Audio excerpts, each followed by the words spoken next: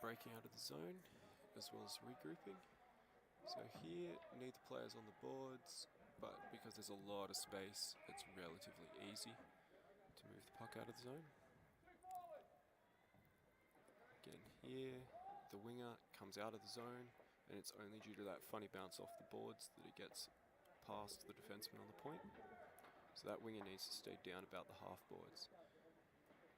Here, I'd prefer that pass went into the corner or behind the net rather than across the front.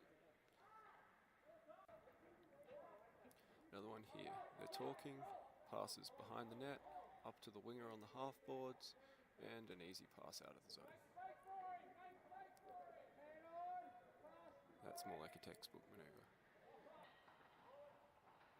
On this one, right winger, right defenseman should swing right, and the pass should go behind the net, so it doesn't get intercepted like that.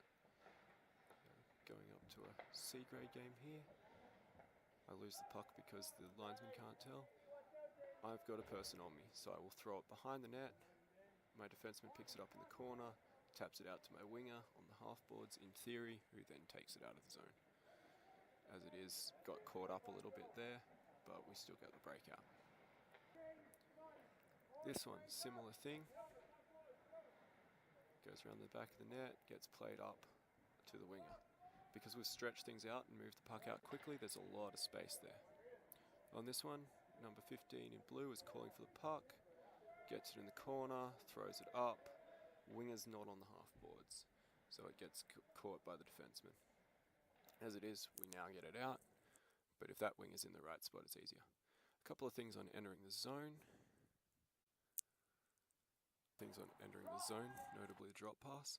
This is all the space that number 10 has, including this nice path to the net. Now if number 22 drops it here, number 10 gets it on his stick, gets a nice clean shot on net. Instead, he tries to push through to the corner and limits the options. It's just another alternative. When to move a puck quickly. Sometimes you just want to get rid of it. Doesn't matter where to, because anywhere's better than leaving it. In this case, 2 yellow players on him, doesn't move it quick enough, gets it taken off for a 2-on-0, which doesn't convert.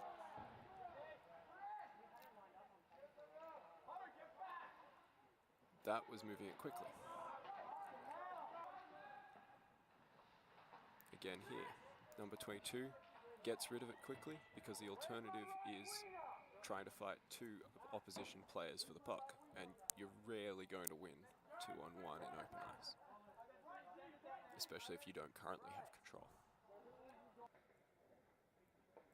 Here's another one. Player on the right gets a puck, moves it quickly despite nearly falling over, and gets it out of danger.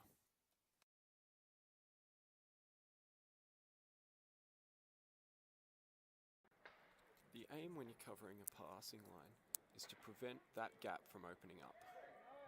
So if number 1 there had his stick down flat on the ice, he stands a much better chance of intercepting that pass, or at the very least getting enough of it that it doesn't go through to the player. All you need to do is disrupt the pass. You don't actually really need to take possession. Possession's nice. And the stick out there prevents a good shot on net, and the goalie just grabs it. This one on the other hand, feet in the way, stick in the way. It goes loose and gets disrupted, but it doesn't actually, I don't actually gain possession of it in that one.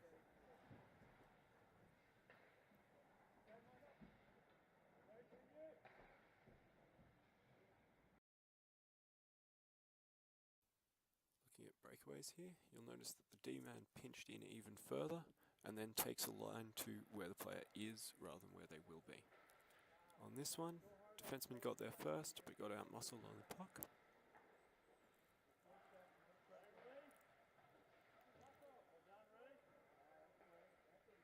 If we look at that one, this time player skates hard, gets stick up in the gloves and on the stick and prevents the goal.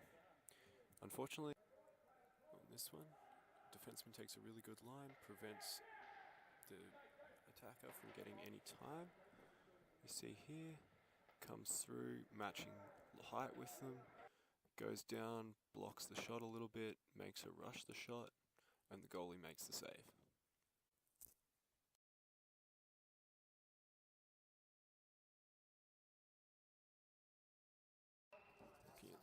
lazy back checking here. So blue gets the puck, yellow comes back, and two of them are barely skating. Unfortunately, because we're only looking at one end of the zone, it's a little bit harder to do lazy back checking. But we've got number 3 out on the point here, hasn't put a stride in quite a while, and no one takes the player in the middle. Similar story here, unnumbered, both of them aren't really skating. Then everyone collapses too deep. Finally get a point out somewhere, a wing out near the point somewhere, and puck comes out.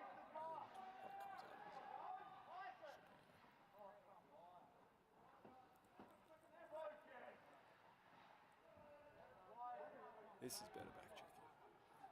Picks up the players. A little bit more contact than was strictly necessary, and it results in a penalty, but even so.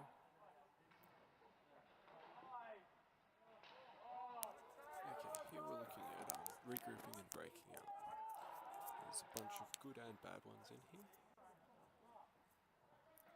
Here you'll see the players spread out, but there's no option on the left side boards.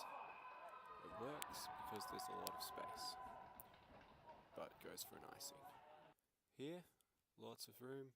Number 19 is outside the zone and only just makes it through, and because of a lucky bounce.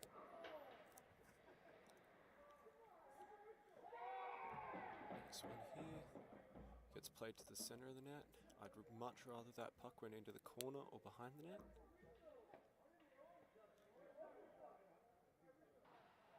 Here, gets thrown around the boards. Player on the wing picks it up, and an easy breakout. That's pretty much textbook.